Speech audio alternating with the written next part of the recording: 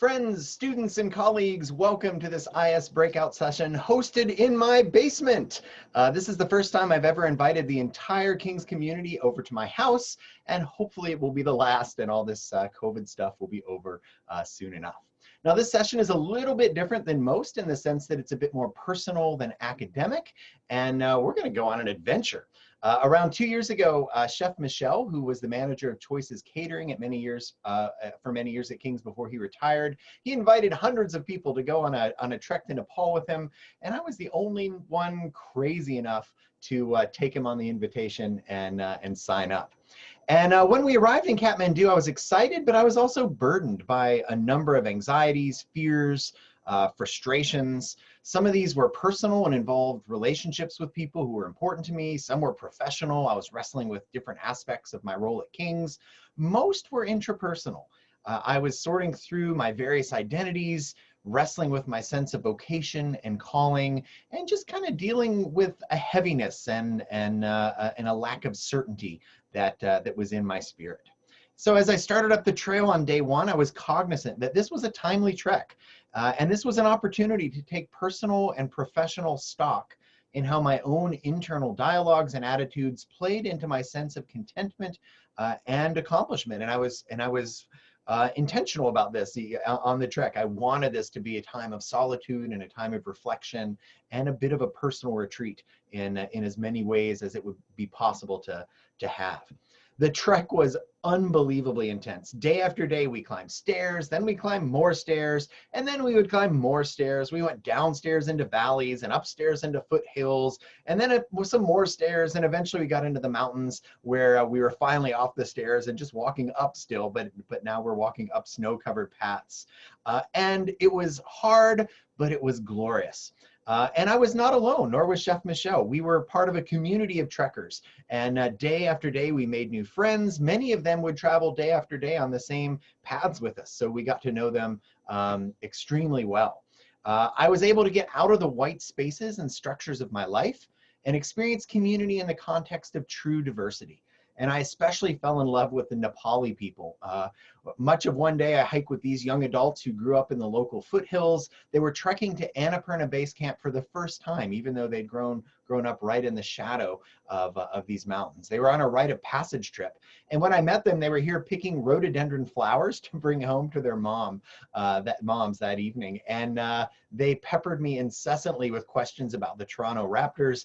And I left them very, very disappointed when they found out I was from Canada and I didn't know anything about the Raptors. They didn't even know what to do with that. They were kind of in shock.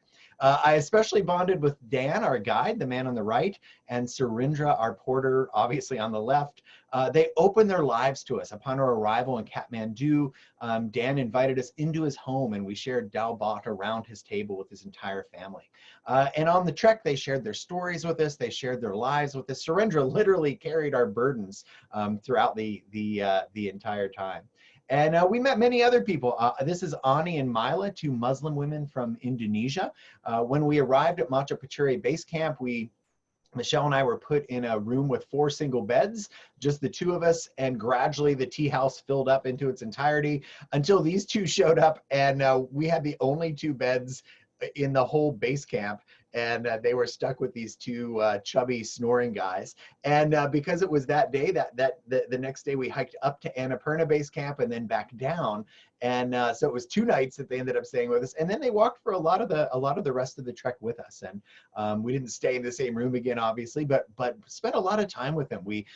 They would do the times of prayer when we were rooming with them. We would leave the room and give them space to do that. We talked about life and religion and just rich relationships that we made throughout the trek. I didn't get to know the guy on the right here because he was one of those adventure death runners, and he was doing 40K a day across the whole country of Nepal. But the man in the middle is Dipankar. He's an astrophotographer from India, and I would spend a lot of my evenings up late with him, watching him. He taught me even on my own camera how to take pictures of the stars, and we spent a lot of time together. And he was traveling a lot with Anna, the woman on the left who's from Colombia, and she's a professional trekker. She would take low-wage jobs for a while until she could save up enough. Then she'd go on an adventure. Then she'd do it again. She'd been all over the world and just has a great heart for people, loves the environment. and has completely intentionally given up on the growth economy and wants nothing to do with what the American lifestyle would be, and just enjoys experiencing people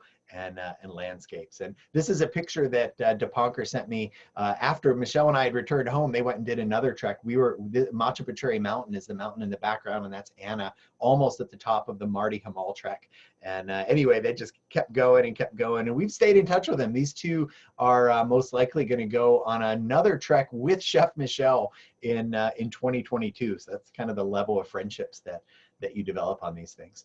But for me, it wasn't just about a cultural experience. This was in every way for me a time of in-betweens. And if you've talked to me about this trip at all, you'll hear me refer to it often in that kind of way. It was liminal space. And the concept of liminality comes out of anthropological research on rites of passage.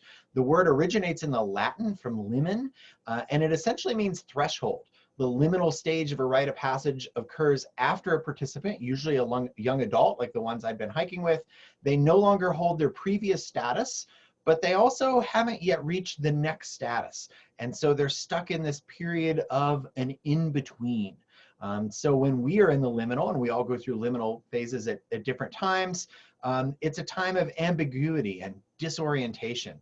But it can also be a time of deep reflection and even transformation. And I've come to characterize my in-between of this trek through this one day where most days I would try to walk with my guide and with Michelle, at least where I could see them, even if I was trying to practice solitude. But sometimes I would want to walk entirely by myself. And on this particular day, I was walking in solitude, and we had gone over a number of avalanche fields before and had kind of gotten used to them, but there were a few that we walked around because they were dangerous. And when I started this one, I thought it was one of the ones that we had walked on the way up the mountain. But when I got halfway through, I realized quite quickly that I was on very unstable ground. There were crevasses forming, and this isn't a glacier. This is melting ice underneath my feet. And the thing even had sinkholes. So I was literally stuck in this in-between. By the time I realized what I was in, I was more than halfway across. And so I managed to make it to the other side. It wasn't without some very careful footwork, some slow and methodical decision-making. I had to be intentional and thoughtful and meditative. And this ended up being the spirit that I tried to bring in to the internal avalanches that were happening in my heart before I got to Nepal, and that I was wrestling with and trying to settle in my spirit while I was there. Day after day on the trail, I pondered how I was in the in-betweens of a threshold. And there were many thresholds actually that I was wrestling with. One of them is just the fact of where I'm at in my life. I'm in middle age. I'm halfway between birth and death. But I don't necessarily see myself as middle age. And what have I accomplished? What am I trying to accomplish? I do a lot. I do, produce, but why? And what should be the focus of the latter half of my life? On the trails, I also reflected on how I'm in between generations. I'm raising kids, but our home is intergenerational, as Christina's parents also live with us. We're truly in between, perhaps like some of you are in between, as you step out of the home of your family of origin and step into adulthood. How intentional am I in my love and service in both of these directions to these generations? This is what I was wrestling with. Another thing I was wrestling with on the trek. And then there's geological time. I teach physical geography at King's. I teach about how the Earth is 4.5 billion years old. Our universe is 13.9 billion years old. Massive amounts of time, kind of mind-blowing the scale of it all. And I know these things. Somehow, mysteriously, on that night that I woke up at 3 o'clock in the morning to get from Machu Picchu Base Camp up to Annapurna Base Camp by sunrise, I experienced this kind of time. The stars were as bright as they could be. I walked under Sagittarius, my favorite constellation, but one that you can't often see in Edmonton. And this is kind of cheesy, but Sagittarius is shaped a lot like a teapot. And when I was in seminary in Kentucky, I would often see it tipping down and imagine God's Spirit being poured out on me and whatever community I was a part of that I was praying for.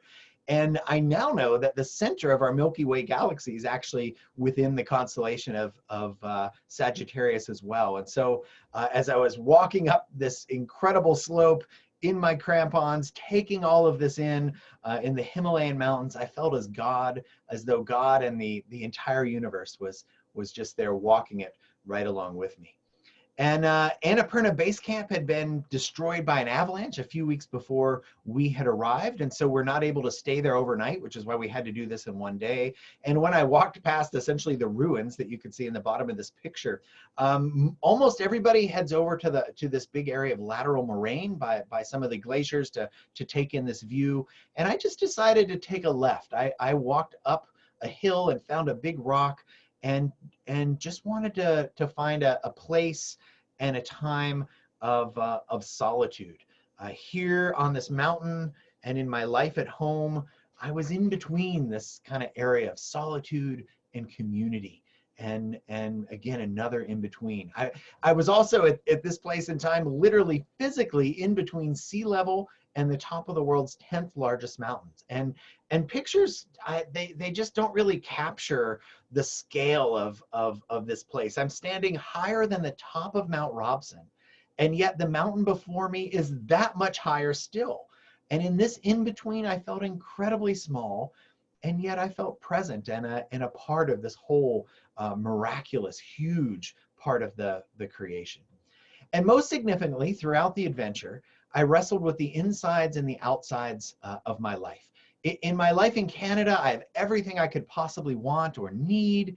So why am I so often ungrateful and discontent? Why do I let so many things on the outside of my spirit impact me internally? Will external factors ever make me truly happy? What status or role would it require? How much income, how much power, how much authority, how much respect? At the foot of Annapurna and Machu Picchu, I surrendered much of that striving. I awakened to a new sense of being over doing. I settled some personal relationship conflicts, and I was hundreds of miles away and not even in contact with the people that I settled those with, because I settled those things by changing the attitude of my heart. And I thought I had crossed the threshold, but really Annapurna was just the beginning. This spiritual journey on this trek prepared me for what would become a season of living in the liminal. Only a few months after I returned, I experienced a very unexpected job change. And ironically, the Alberta elections occurred while I was in Nepal. And the implications of the cuts following those elections led to the elimination of my position as Vice President of Student Life. And for many months, I was not quite sure what my new faculty role would be. And it was only in May, when Harry Spalling retired, that the end of this liminality came in sight, and I knew I'd be coming back in the role that I'm in now, and a role that I had once before as Associate Professor of Geography and Environmental Studies. And before I knew that, right in the middle of this time of liminality, in the middle of March, the whole world joined me in my time of in-betweens, joined me in my liminality. COVID-19 has brought all of us to a place in which we cannot return to where we were, and we don't really know when we'll be on the other side or even what that will look like. And we're also here, especially at the end of the summer, quite cognizant that we are in the in-betweens of climate change. We've left what we knew was normal, and we don't know what the future will entail. And we're in the in-betweens of acknowledging the truths of a horrible history of racism in North America that continues in most every structure and society. And we want to cross that bridge, and many of us are working to cross it, but we're not there yet. We've left solid ground, but we're kind of stuck in the middle, and hopefully we can see the other end, but we're struggling with it. So what do we do when we find ourselves in the midst of all of these in-betweens? Well, for me, 2020 has been a season of practicing presence over production. There are things I can do in some of these areas. I can come to terms with my own privilege and work to be an anti-racist. I can lower my own carbon footprint. But in 2020, I've mostly been working on being more than doing, on who I am as an image bearer more than on what I produce, and on living in a state of peace in a world of chaos and uncertainty. Now, I'm still climbing mountains. I've been climbing the mountains in Grand Cache most of the summer. On my last summit, I was up there just praying and reflecting. Poppy helps me when I do this, my dog. I consciously decided I'm going to have a good fall. I just am. I'm going to have a good fall. COVID be damned. With the world burning around me, I'm giving my anxieties to God, And in the midst of the chaos and the uncertainty, I'm going to be grounded in faith and hope and in love. And to be honest, I don't hit that mark every day, but I'm working on practicing radical acceptance. And when I realize I missed the mark, I'm also working hard on being kind to myself. I'm enjoying being a creature in a wonderful, it's broken, but it's a wonderful creation, and I'm growing in my relationship with the Creator. And here's the thing, my anxieties will not bring world peace or end poverty or stop racist hatred or save the planet, though I hope to do my small part in any or all of those things where I can. But ultimately, my task in this short life, a life that is like a breath, is to know God and be fully known, to be at peace with God and be at peace with myself. And resting in this is shalom. And now we come to you. What are your in-betweens? We're all in the in-between of the old normal and the new normal of COVID, but this is an in-between of its own right. We'll get to the other side of it. What are your other internal and external in-betweens? In what ways are you working on yourself in this liminal time? Who were you before and who will you be after? And how is this present moment an opportunity for growth and reflection? Where is the center of your anxieties and fears? Where's your focus? Is it on the outsides, on your image, or the insides of in your grounding, your spiritual grounding? Is it on the external roles and jobs and grades, your performance? Or is it on that your identity? Is it on doing or on being? Are you locked in the past? In good ways or bad, celebrating something you can never have again, or lost in the pain of a tragedy, or perhaps even you're lost in the future, focused on dreams and discontent in the present, but looking for that thing in the future, or are you here in this moment? Are you in the present? Are you mindful? Are you aware of everything right now? And what are the spiritual and physical spaces that ground you in the midst of your in-betweens? In other words, what is your Annapurna? Where do you go to center yourself? Maybe that's not a where, like the mountains, but maybe it's a how: prayer, meditation, silence, solitude. What provokes patience and loving kindness in you? The first person to climb Annapurna was Maurice Herzog in 1950. This was a moment of French national pride after World War II, and he ended up losing all of his fingers and toes in the weeks after the climb. Yet despite that incredible sacrifice, for Herzog, climbing Annapurna changed his life for the better. It gave him a new purpose and vigor for all that life has to offer. He later wrote, "Annapurna, to which we had gone empty-handed, was a treasure on which we should live the rest of our days. With this realization, we turn the page. A new life begins. There are other Annapurnas in the lives of men." This has become one of the most treasured quotes for mountaineers.